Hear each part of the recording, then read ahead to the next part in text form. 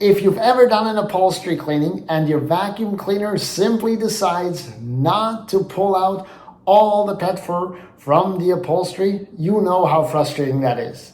So I'm going to share with you 3 tools that you can use to eliminate that pet fur once and for all so you can focus on doing a proper extraction.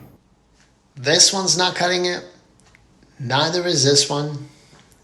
Even this one. And this happens sometimes. The pet fur really gets embedded.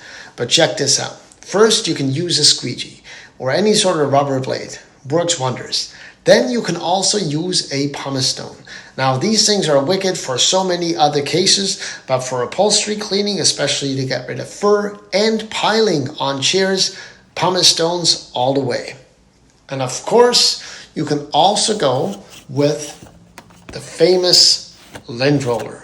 Don't be afraid to bring a lint roller with you. To really fine tune and make sure there's 0 fur left, these things are awesome.